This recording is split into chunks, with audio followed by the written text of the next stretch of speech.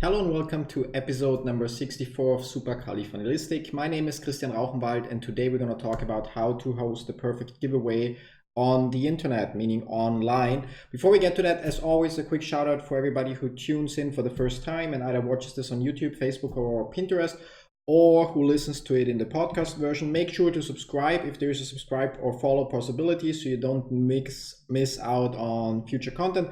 And if you're curious about what led to this Supercalifragilistic playlist or series, make sure to check out the first episode of the series. There I explain a lot about it. So that said, let's talk about giveaways. It's very common nowadays to try to increase your social engagement with giveaways, meaning you see posts like whatever, comment here, like here, tag 5 people, share it, and so on to participate in this and that giveaway. And on top of that, there's also like software as a service providers like Gleam.io that specialize on basically providing giveaways and give you the option that people can get tickets for watching your YouTube video or visiting your Facebook page and stuff like that. But what I noticed is like the actual best way to host the giveaway is to use a opt-in funnel, meaning having a squeeze page where people see what they can win and then ask for the email address to participate. Now, this may not be legal depending on where you are in this world, because within Europe you cannot say like you only are allowed to participate in exchange of a newsletter subscription. But for the rest of the world, this is quite fine. So like make sure to check with your legal counsel first if you're allowed to do that.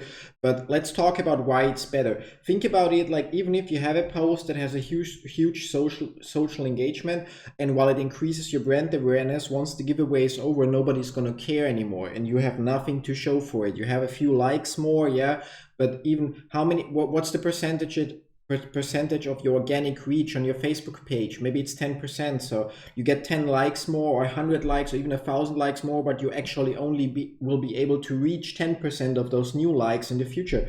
Whereas if you get people to opt in with their email address, you have a direct way to communicate with them anytime you want until they unsubscribe. Opening rates are going to be better. We're talking there about like if you're like a good copywriter and your audience knows what you're providing, what you send, and it fits, you're talking about 60% opening rate, so you reach way more people. The best way obviously would be to mix it with like email opt-in plus Facebook Messenger opt-in, because the opening rates on Facebook Messenger are even better. Now you would ask, like, why not just make it with Facebook Messenger? Simply because you do not own the traffic.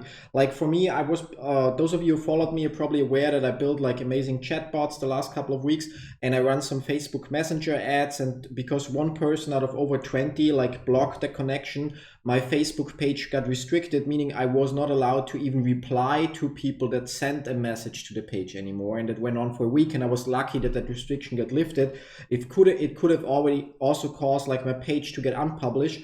Well, and the moment that happens, all your contacts in your chatbot are basically worthless while your emails still work. So you see, now you may not consider your email a valuable thing, but think about it this way. There is one person I'm following on Instagram who has an email list of 45 million email addresses, which is really a huge number.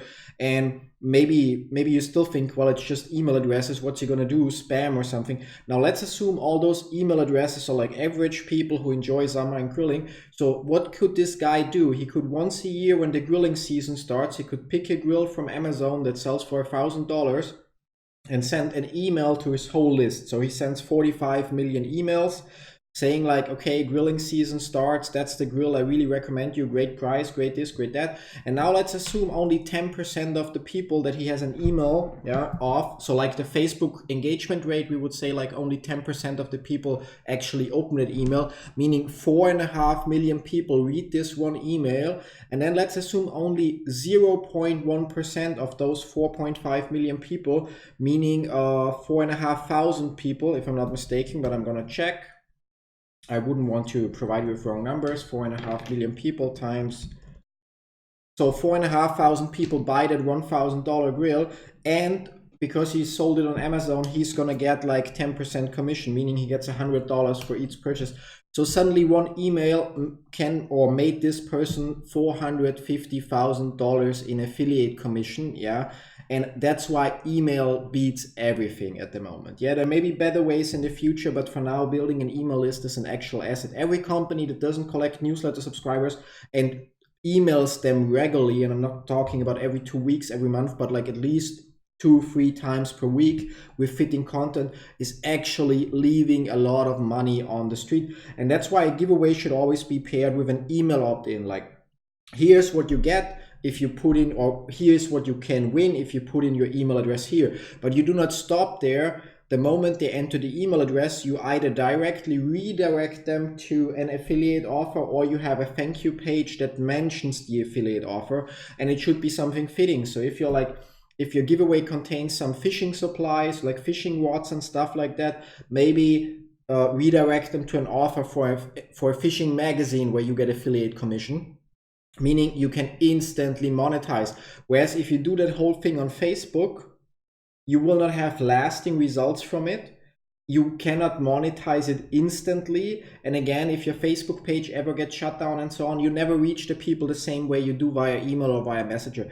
So that's pretty much it. That's like the best way you can ever host a giveaway. If you do not know what a squeeze page is and all that stuff, don't worry about it. Like, just make sure to join my Facebook group. There you will learn all about that, how to set it up. I promise you, setting up an affiliate or a giveaway squeeze page, doesn't take more than 50 minutes of your time if you already have the image prepared of what you want to give away. Yeah, and it's like the way to go. It's honestly like there is no better way to host a giveaway nowadays. You can still post it on Facebook and be like, there's a giveaway, share it, spread it, whatever, and make sure to click on the link to go to the giveaway. But then you actually collect email addresses, which you can use even if Facebook burns down or they block you for whatever reason. There's a million reasons why it's better, but the most obvious one is like, I think we already talked about it in another video. There's 3 types of traffic: traffic you control, traffic you own, and traffic you don't control. Yeah, I think that was it. Yeah, like, sorry if I got confused a little here.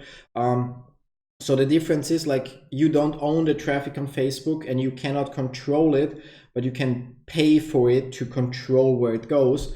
And the traffic in your email list is traffic you actually own. You send out an email to control where those people go.